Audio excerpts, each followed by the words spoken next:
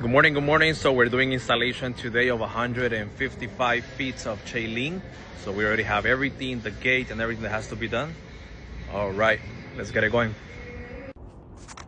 Update. So you already made 2 holes for the gate.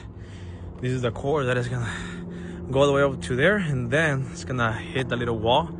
So I gotta dig 20 holes in total. Let's make it happen. Update of the day.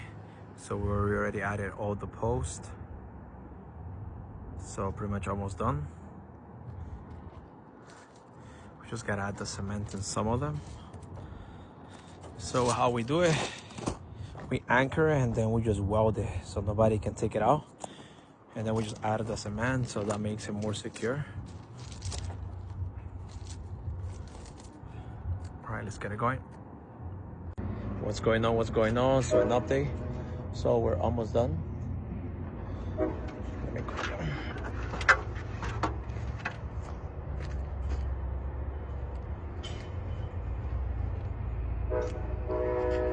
Let's get going.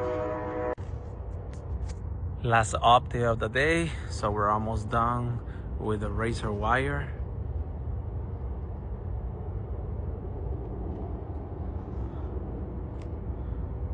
Let's get it going.